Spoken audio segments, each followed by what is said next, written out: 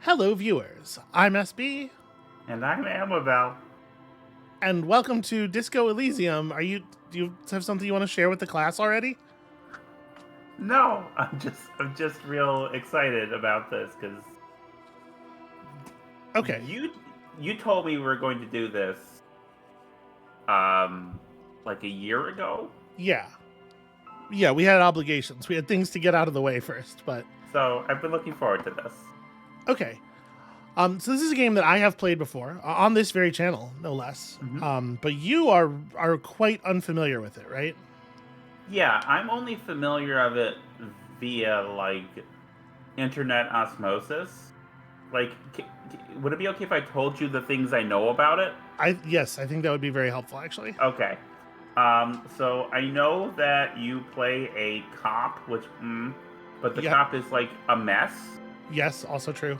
I know that there's another cop that people like more who is very nice. And I'm not sure, but based on the fan art, I think they're dating. I I can know confirm that that is the vibe of the fan art. I know that Capital has the ability to assume all critique into itself, but I Mm-hmm. kind of knew that already because I live in the world. Mm-hmm. Mm-hmm. And I know there's a chair, and if you sit in it, you die. Well, not exactly. This is what I know from the internet about Disco Elysium. You have to forgive me. I am in the spirit of the game. I am busily doing drugs over here as we get started. So yeah, that's not a lot of the stuff about it. Let me ask you this: from the stuff that you knew, Mm-hmm. are you surprised that this is what the title screen looks like? Yeah. Looks and sounds like. I was expecting something a bit more. I don't know. There's a certain vibe I associate with certain kinds of independent games and games that have like political points of view. Mm-hmm. That is not this. Which is to say, all of them. Okay, yes, all games are inherently political. You do not need to tell me that, sweetheart. All games are inherently political. I wasn't. But, I was running off the riffraff. Let's make the people okay. the people who are going to get angry. Let's go ahead and make them angry right away. Save everybody some time. Yeah, I mean to be clear, like you play video games for a living, I do. I which do is that. That's rad, true. and I make angry leftist political board games for a living. So like, Mm-hmm. I yeah, if And we're both trans, so we're going to be coming at yeah this from a certain angle. It's just unavoidable. yeah All right. yeah, goodbye riffraff. You're going to be Amabel's going to be driving here, because again, I have played the game before.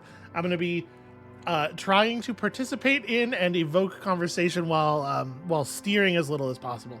So go ahead and hit new game, and let's do the thing. Right. Oh, let me say right up front here, and I guess by right up front I mean 3 minutes into the episode. There's not going to be any actual gameplay in this episode. This is the character creation episode. It will be labeled as such. I'm sure you already know that, but we will start the actual game in the next episode. So if you don't want to sit and watch us read the character creation menu, you can just go ahead and hop forward. It's very understandable. Yeah, obviously you want to create your own. Come on. But if you want to see us talk through the options and Come to grips with the gauge that, design of the game. yeah, then stick around. This is I'm hoping this will be part of the value here. So as two people who think about games for a living, that we will have some interesting things to say here. So insights and whatnot. So here are your 4 basic statistics. These are the stats of this particular RPG system. Okay. You got intellect, psyche, physique, and motorics. And if you hit next real quick, what you're going to see is that each one of these stats has underneath it a group of 6 skills, and those skills start at the level of the stat. So you're determining kind of a lot about your character with these points, but also we can go back and forth in this process and adjust stuff as it makes sense to you. Okay. Well, I will say that when I played, I was very psyche and intellect, very very focused on those top 2 points. I mean, that's kind of where I'm leaning. probably more in the psyche direction than the into. See, you're gonna end up playing very similarly to me, maybe. Oh, well, I don't want that necessarily. I don't want to be just like dumb. See, I will say this surprises me a little bit because of the way that you tend to build characters in RPGs. Okay, well, I tend to build characters in RPGs so I can hit things. Yeah, I have sat in groups with you multiple times and GM'd a couple groups that you are in, and it's always how I punch more and think less. Well, yeah, first of all, I'm always playing explicitly trans women, and Okay. and I don't mind. I like the idea of being a strong trans woman. Yeah, you're saying there's a power dynamic element to this. Yeah. Where as a dude cop, you feel less comfortable exercising physical dominance over others. I can. Yeah. Yeah. That is what I'm getting at. I hear that. I can see where you're coming from there. I'm not someone who enjoys men, but Okay. now maybe we do. Yeah, maybe something like this, where I can be kind of agile, but very Okay. have a lot of the emotional intelligence. A little. Do you want me to let you in on a little system insight here? Yeah. Psyche and physique are also the base of your two like condition pools. Okay. So you can very easily lose the game if your physique and or psyche are too low. It's a character like mine with a 1 in physique who dies when they sit in that particular chair. Okay, well I'll have a 2 in physique. Because I how bad is this? How bad? Well, I mean, we can go forward to the next screen and read some skills, and if you want to like play with some things, we can come back, of course. Let me maybe give you a little pointer here. Okay. Do you see over on the right there where it says at the top signature skills, and then below that overview/info? Yeah. You're in overview mode right now. Why don't you toggle that? Okay. Here we go. So the thing about this game. A lot of text. Is that it's full of a lot of text. When I played it, it was mostly not voice acted. They have since released a version called the Final Cut, which changes some things. It adds a little bit of content, but mostly what it adds is all of the voice acting, except not here in this menu, obviously. So signature skills, So you're gonna end up picking a signature skill. One skill out of this list. Yeah, and that's one that's going to come with a bump. Okay. If you flip back to overview mode real quick. Yeah, you see there's a set signature button there at the bottom of this panel. If you click on that. Yeah. It will set it. We'll go ahead and do it. So you'll see it'll give you yeah. Give it a little push. How do I undo? Just unclick it. I don't know. It doesn't unclick. Well, you can click to set signature on something else.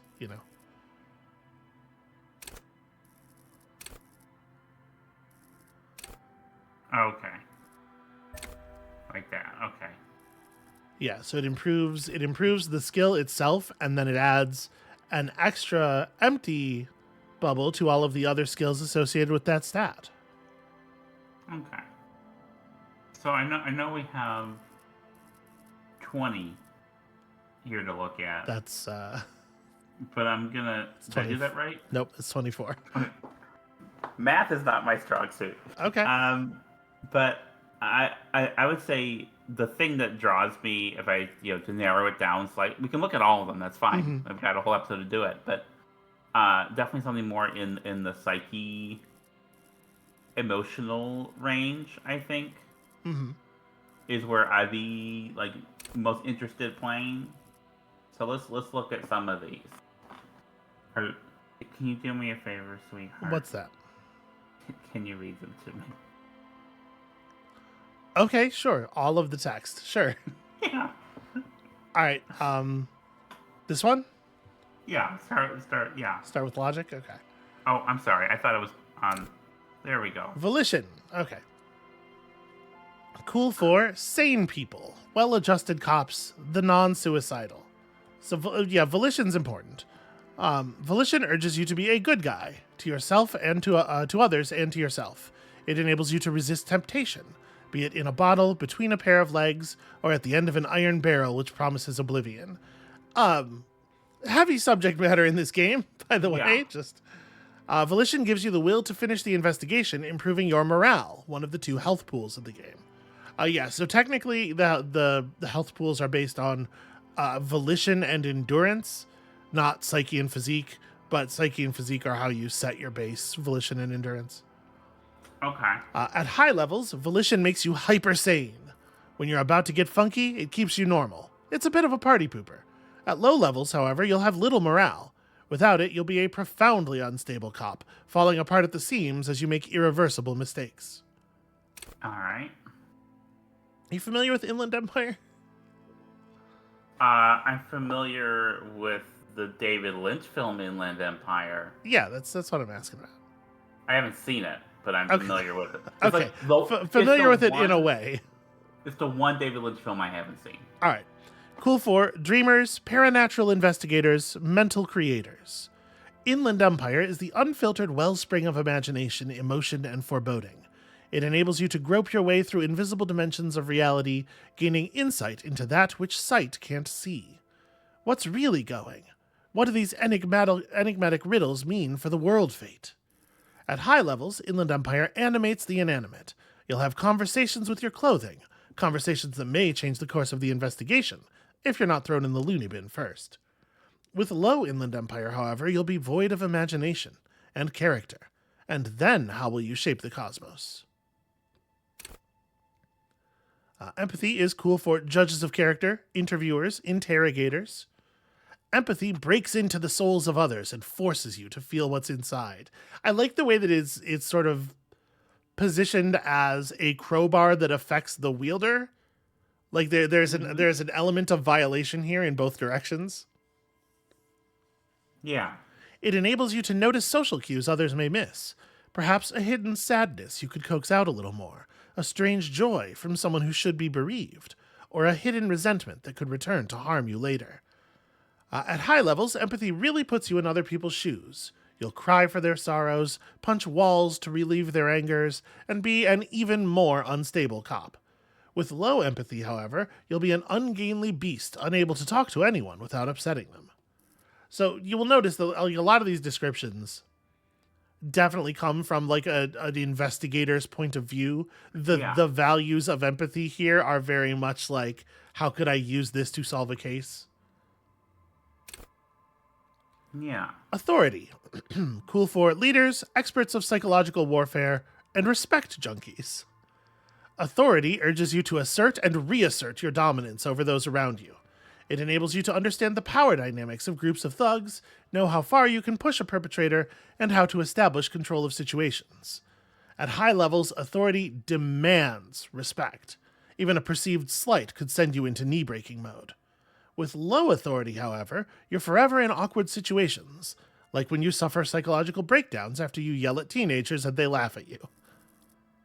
So that's one thing I will say, is that the higher you put psyche, the higher your authority is going to be. And the higher you put psyche, the higher your volition is, which gives you some measure of control, but also the higher your empathy and Inland Empire and authority are, all of which make you prone to sort of flying off the handle in a variety of ways. Yeah. I think psyche is not emotional control so much as emotional power. Esprit de corps, cool for cops, cop aficionados, and pretend cops. Esprit de corps is the very spirit of policing, the copgeist. It enables you to understand your blue-souled sisters and brothers, not only by picking up subtle signals from your partner, but by witnessing flash-sideways scenes as they play out in your precinct. At high levels, you'll be the very heart of the police force, not only willing and able, but obliged to take a bullet for your partner. However, without esprit de corps, you'll be flying blind, unable to understand discreet remarks colleagues make in high-stakes situations, remarks that might just save your life. And suggestion. Cool for diplomats, charmers, and sociopaths. Suggestion urges a soft power approach. If people think they want what you want, you've already won. This skill enables you to implant ideas into the minds of others. You can make citizens like you more. You can make the gangsters turn on each other, too. Many crime rings have been broken by just a little doubt, after all. At high levels, suggestion makes you affable to everyone and more resistant to their charms in turn. But all that schmoozing and oozing charm will make you slimy, and you'll know it even if no one else does. With low levels of suggestion, though, you'll have difficulty getting any kind of rapport with others. You'll be alone, both during the day and at night. Amabel, wink, wink, nudge, nudge. I think that text is talking about doing it. Oh, okay. Gotcha. So I would say of these, I'm drawn more towards empathy, but I want to look at endurance, because if this is what is the other pool, Mm-hmm. It might make sense to make this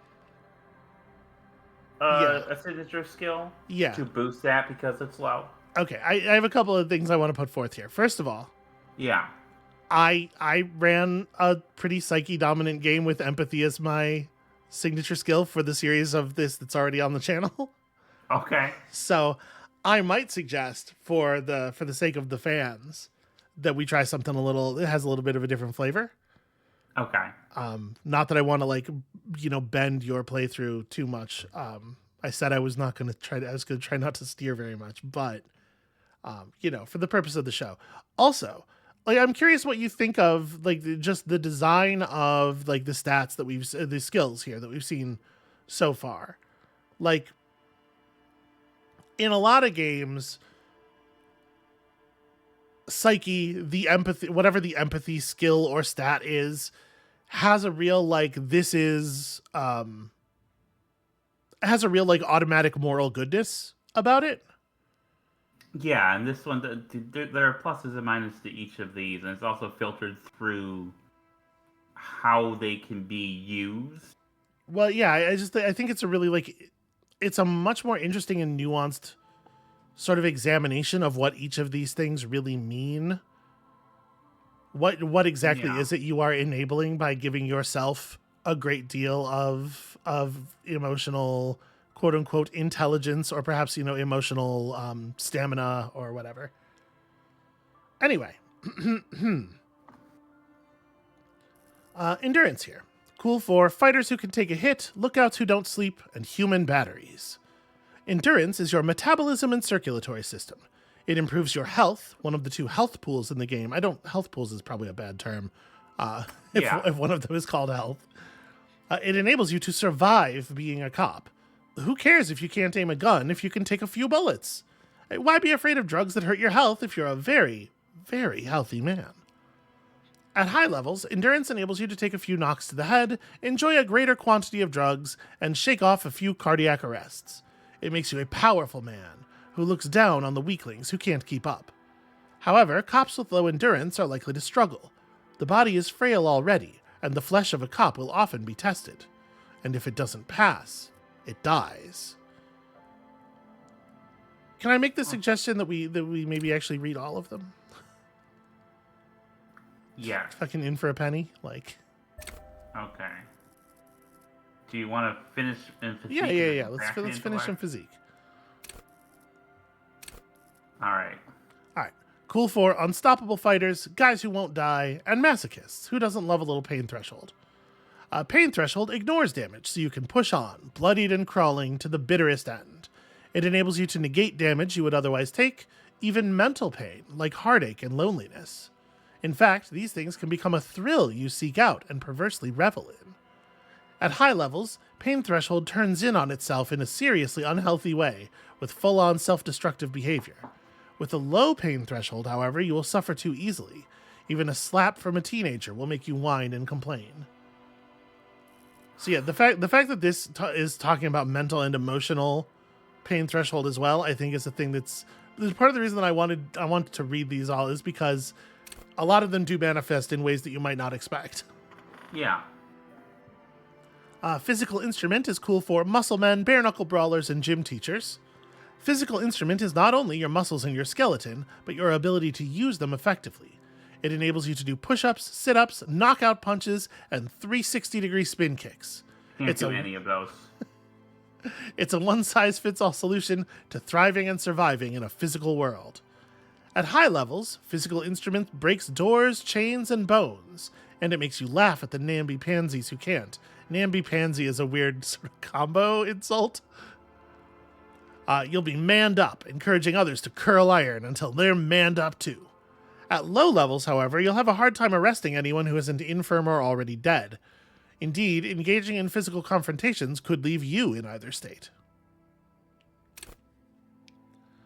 Electrochemistry, cool for high flyers, party enthusiasts, and cops who need lightning.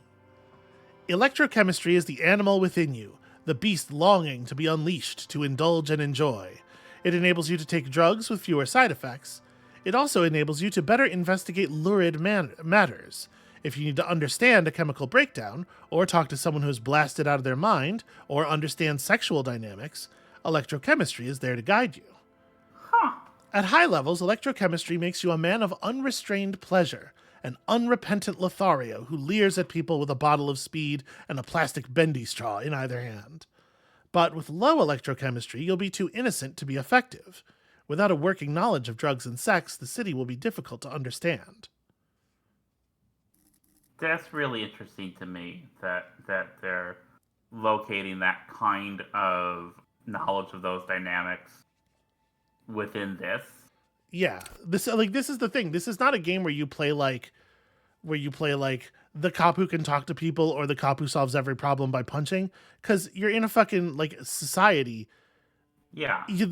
Solving every problem by punching is just off the table, like, to be clear. Mm-hmm. So physique and, like the physical stats, they have to take on other aspects. They have to be able to do other things because they have to still have some kind of balance, right? Hold on. Let's finish reading before we go making any other adjustments.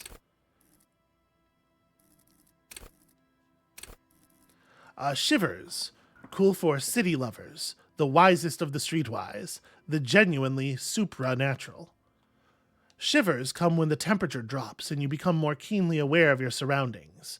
It enables you to hear the city itself, to truly belong to the streets. It is a supranatural ability.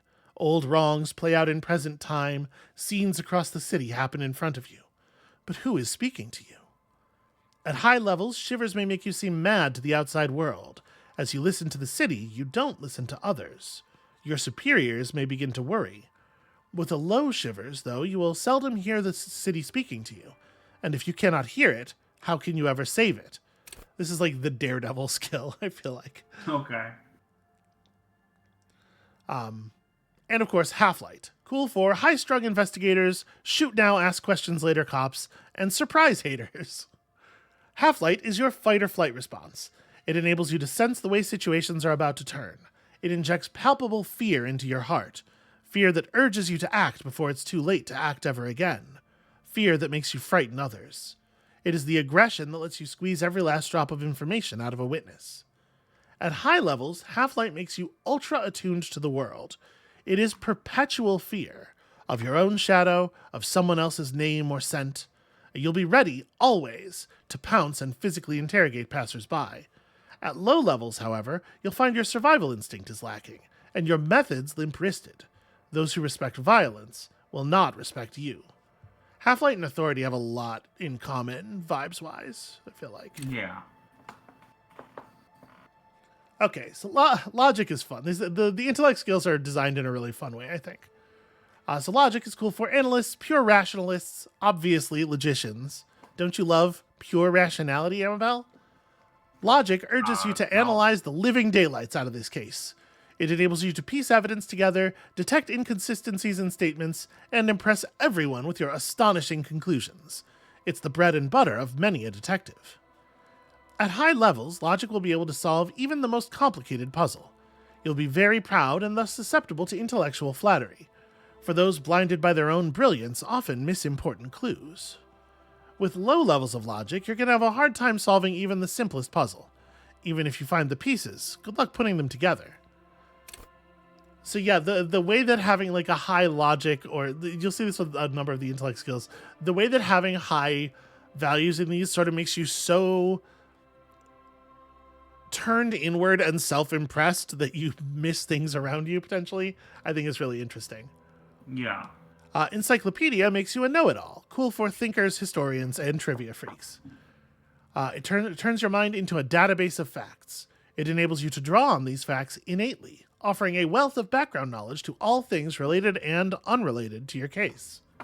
I mean, who knows when the history of cigarette brands will provide the breakthrough you need to arrest a murderer, or when knowledge of pre-revolutionary guns might save a life. At high levels, Encyclopedia shares this wealth of knowledge to an almost overwhelming degree. While it may give you crucial breakthroughs, it more often will clutter your mind with useless tidbits.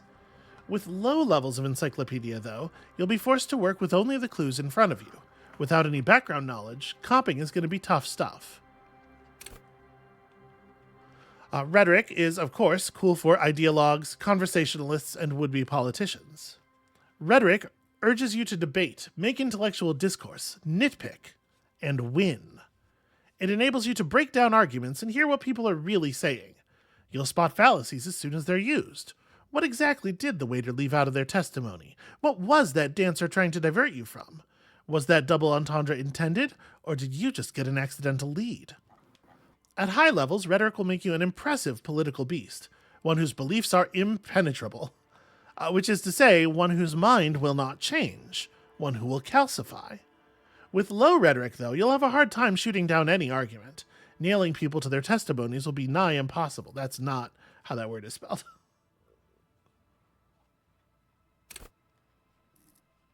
Drama.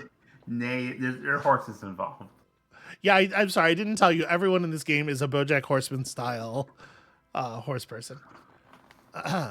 Cool for undercover cops, thespians of the stage, and psychopaths. Drama urges you to treat the world as a stage, and on it, to perform. It enables you to lie, to concoct the most elaborate and wonderful stories, to take on ingenious personas and perform acts of stagecraft in an entertaining amalgam of fourberie and deceit. As well, it enables you to see through would-be actors and their false antics. If they lie, you'll know immediately. At high levels, drama may render you an insufferable thespian. Hey, Amabel. Yeah? Nothing. Yeah? Wait, wait, who are you directing that towards? I'm making it, this is a joke about how the word thespian sounds like the word lesbian. Oh, okay. Good job. You're already kind of an insufferable lesbian. I love you. One prone to hysterics and bouts of paranoia. That's not you, that's the text. For to know the world is a stage is to know that truth is a vanity. However, with low drama, you cannot lie or discern when others lie. And a cop who can't do either is a cop who's soon going to be lying 6 feet under. Get it? They played on the two meanings of lie there. Very clever stuff. Yeah. Conceptualization. Cool for creatives, psychedelic fanciers, and critics. Conceptualization has a special role it wants you to play in this world. Not the role of cop, but of art cop. It enables you to make fresh associations, to delve into world concepts from Jan Karp's postmodernist carperie, to Revachol's arabesque architectural style Desiderata, and even the concept of hardcore. And then, importantly, to add your own contribution to these works. At high levels, conceptualization makes you go big. Perhaps too big. It is ostentatious, demanding grand displays. Why live life when you can throw yourself into a live volcano? At low levels, however, you'll be unable to see the world in a creative light. You'll be unable to contribute to conversations in an art gallery. And only boring people will invite you to their dust parties. Okay. And visual calculus here, cool for forensic scientists, tactical fighters, and generally math-minded people. Visual calculus versus you not only in the laws of the state, but the laws of nature. It enables you to create virtual crime scene models in your mind's eye. You'll see how a bullet shattered the glass, and from that trace its trajectory with mathematical precision. You'll also count so many footprints, and at a glance discern shoe size and design, as well as the height, weight, and gender of the one who wore them. Well, okay, hold on.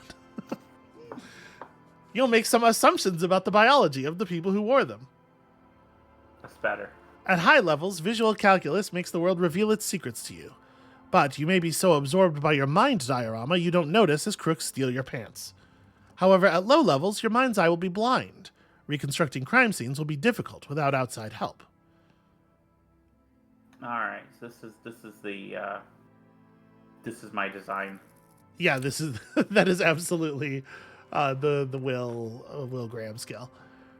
Hand-eye coordination. Hey, this is important. Cool for trick shooters, snipers, and jugglers, of course. Hand-eye coordination loves the interactions between you and things that fly in the air. It enables you to catch coins from mob bosses, shoot straight, and understand firearms intimately. Want to know the precise make and mark of a pistol? HE coordination's got you. Want to shoot someone with it? Ditto. At high levels, hand-eye coordination makes you deadly, supposing you've got a weapon in your hand. But once you do, HE coordination will compel you to take the shot, even if it's not the best approach. At low levels, however, you'll be even more of a disaster in waiting, because when the guns go off, and they always do, you'll probably hit the wrong target. Note that perception is down here is an element of motorics. That makes sense. Cool for fine detail detectives, sensualists, and urban scavengers. Perception wants you to be open to the world, with eyes, ears, and nose working at full capacity. It enables you to take in what others don't notice. The little wad of bills hid away in the sugar bowl, the odor of a perp hiding beneath the floorboards, the gulp of a suspect after claiming they've nothing to hide. At high levels, perception takes in every final detail of the physical world, enough to overwhelm all but the strongest mind. However, with low levels, you're going to miss out on everything.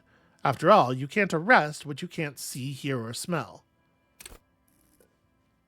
Reaction speed is cool for shot dodgers, thinkers on their feet, and pinball heads. That's true, you need reaction speed to be good at pinball. Reaction speed is the agility of your body and mind. Wait. What's up? People are good at pinball are called pinball heads? I've never heard that before, no. Okay. Anyway, reaction speed is the agility of your body and mind. It is instinct. It enables you to dodge punches, knives, and bullets, but also sucker punches of the verbal kind. You'll be more streetwise, never lost for words or lacking a witty comeback. Your mental alacrity lets you connect little details on the fly, working in tandem with your intellect skills. At high levels, reaction speed makes your twitch reflex freakishly good. However, when your body acts before your mind, innocent situations can turn bad fast. You're high-strung, overly alert. At low levels, though, you won't be the one shooting first, which probably means you won't be shooting at all. Here's where we get savoir-faire. Cool for acrobats, thieves, and unbearable show-offs. Savoir-faire urges you to be better than you are. It urges you to be disco. Slip by others in Samoan boxing style, then tumble out the back with unexpected acrobatics. It enables you to move with silent footsteps, to groove to a good beat, and to lift useful evidence off perps without them noticing. It also makes you a cooler cop, whose athletic flair will certainly impress the citizenry. At high levels, savoir-faire will make you the king of cool, which is as much to say the most stylish douchebag in Revachol. Nobody will see you till you're ready to be seen, and then they'll get the full treatment, whether they want it or not. At low levels, however, you'll be a bumbling, feckless cop unable to catch a pair of keys thrown by your partner without losing an eye. So yeah, I love that there's a skill for just kind of general coolness, and I love that it's a thing that's like in the reflexes. It's in the body, not the mind. Not that any of this is solely on one side or the other, right? Yeah. Interfacing, cool for machinists, tinkerers, and instrument players.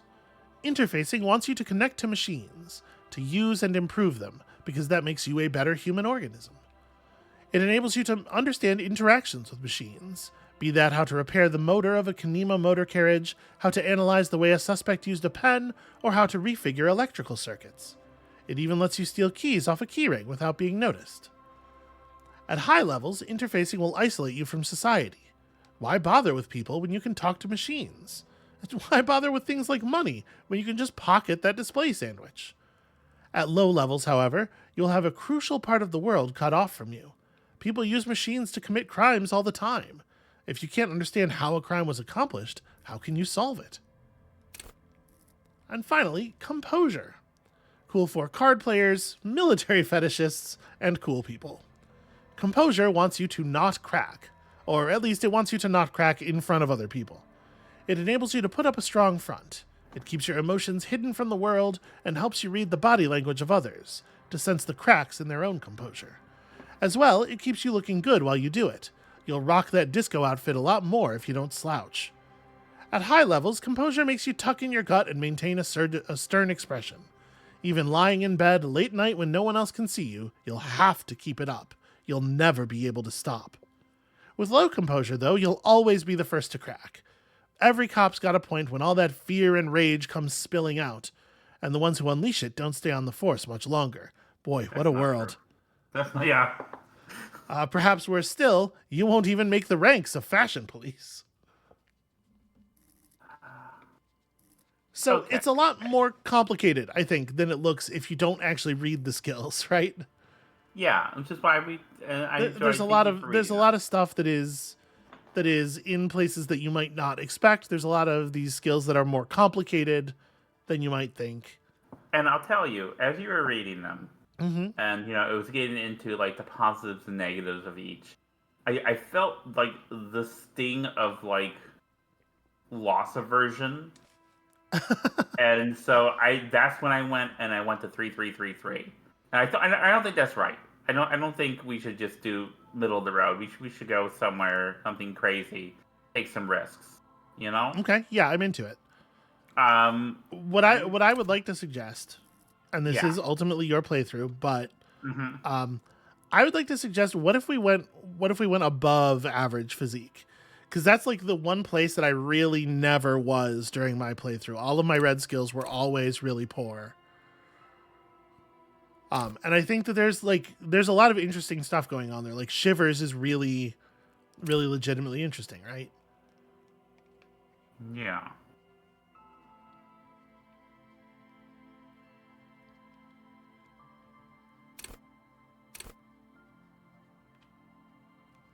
So talk me through what you're thinking here.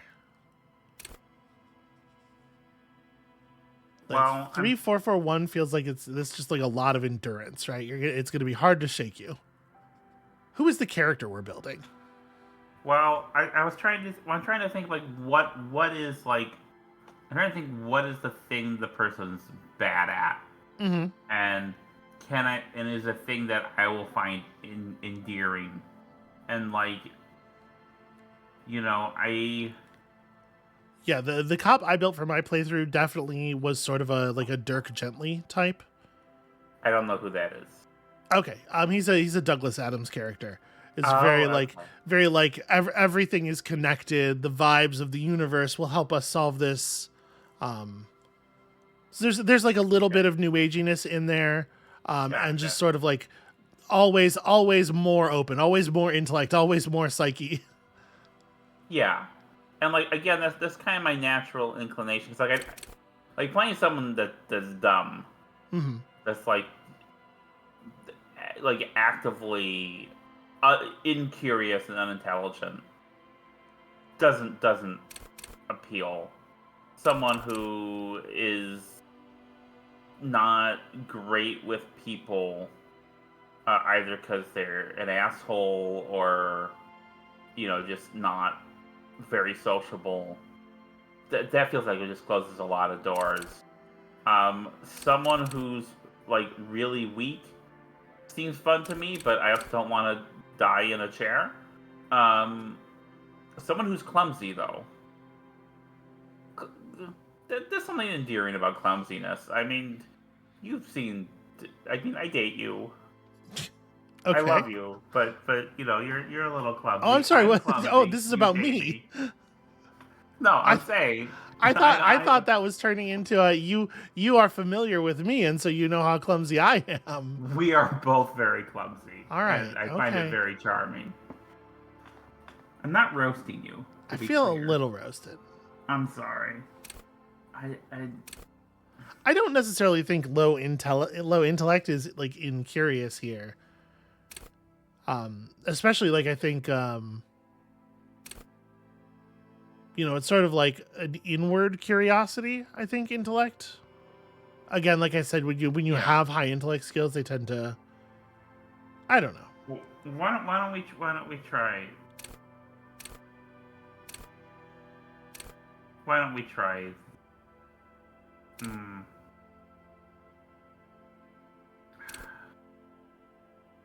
Yeah, I would say probably we're gonna try this. You're looking forward to all that authority, are you? No, I'm not. But I'm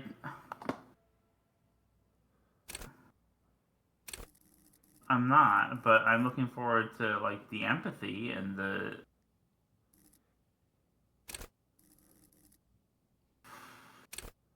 Because I would definitely describe like the generally high psyche cop as the cop who flies off the handle all the time, and sometimes that's going to be, you learn something sad about a suspect and you just completely break down sobbing, and sometimes it's going to be somebody is not giving you the respect you feel you are due, and so you are going to freak out about it.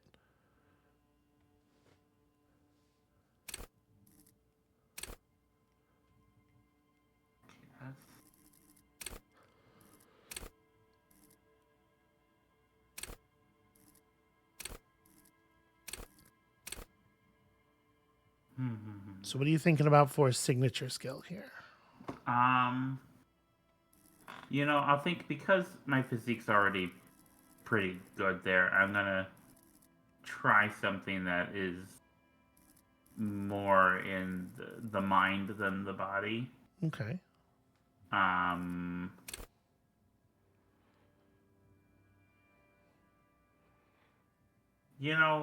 something that I do a lot is make a lot of free associations. So I think that'd be a fun thing to role play through. Okay. That's where I'm leaning right now, because my first basis was like, how do I protect myself from losing the game halfway through the run? Because I don't think that'd be satisfying. Well, I mean, it has saves, Okay. I don't know if I want to mitigate one of the motorics by bumping it up by a point, or I think we'll stick with this. Okay, so conceptualization is not so much like free association, which I think is a little bit like when you're talking about just like random like pulling facts. I think that's more like encyclopedia. Conceptualization is more about like making artistic connections and stuff. Which is intuitive connections. Yeah, but like very specifically about art.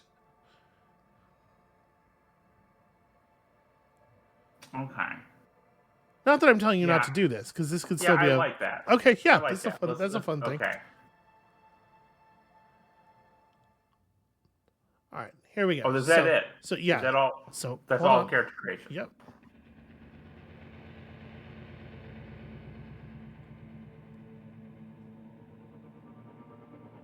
So don't press this button. Hold on a second. I think what we're going to do is that's the end of the character creation episode. Okay. So thank you all so much for watching. If indeed you did, that's how we got to the thing that we are. At the beginning of the next episode, we'll just, make sure we show the character sheet quickly for the people who didn't watch that. So it's like, here's where we ended up. And then, and then we'll get into the actual thing proper. So that's it for this episode. Thank you all so much for watching. When you come back next time, Disco Elysium. And we'll see you then.